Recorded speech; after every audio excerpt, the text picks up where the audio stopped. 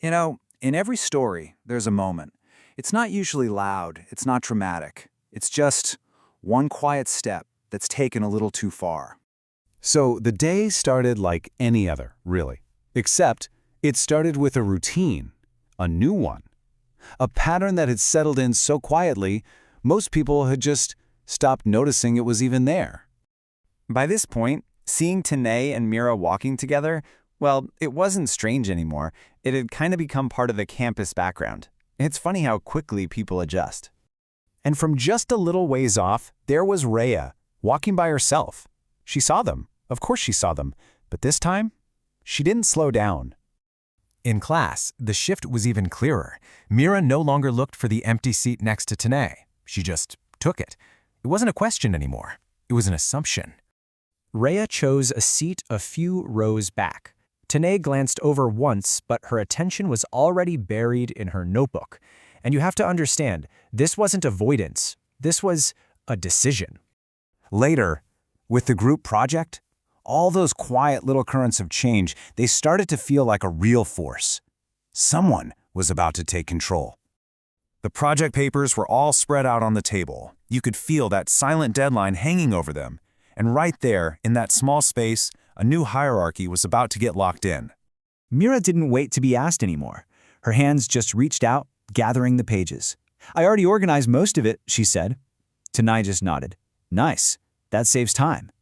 Rhea just watched. Her own notes were still closed right there in her lap. Kabir noticed the imbalance. He opened his mouth to say something, and then he just shut it. Sometimes the loudest thing you can do is choose not to speak at all. Two conversations happened next. One was a question, someone just trying to get some clarity. The other was a suggestion, and it was about to redraw the entire map of their friendships. Rhea found a moment with Tanae, walking beside him with this careful distance between them. She didn't want a long explanation. She just wanted confirmation. "Are we okay?" He seemed almost surprised by the question. His smile was gentle, but a little unsure. "Yeah, of course." And there it is. He answered the question she asked, just not the one she really meant. Later, in the canteen, Mira leaned in closer to Tanae. Her expression was all serious and concerned. And right here, this is where the line begins to move. "I think people are misunderstanding us." Tanae frowned. "Who?" Mira just gave a little shrug. "Rhea? Maybe?" She didn't accuse. She suggested, "I don't want anyone feeling hurt because of confusion." And just like that, the whole story changed shape. And then the moment came. Not with a bang, not with a shout, but with just a few simple words. The quiet, ordinary moment when a line is crossed for good. Rhea approached the group later, a tentative little smile forming on her face. She was about to say something. You could see it. About to try and bridge that gap that had been growing between them.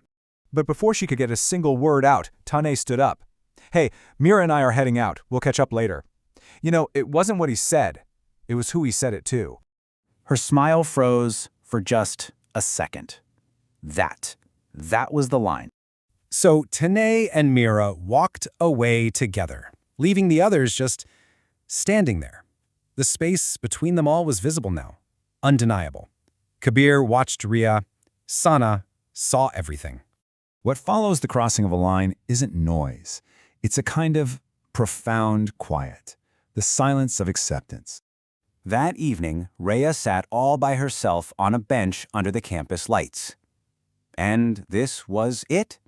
This was the moment she stopped hoping for things to go back to the way they were. She opened her phone, just scrolling through old group chats, memories of a different time. Then she stopped. She locked the screen, and with a slow, steady breath, she put the past away. And somewhere else on campus, Mira was laughing with Tanae. So comfortable, so relaxed. There was no hesitation in her voice, no shadow in her eyes, and Tanae, totally unaware of what that ease had cost, just laughed along. No one cheated, no one lied out loud, no one even raised their voice. But a line was crossed, and from here on, every single step would cost a whole lot more than the last.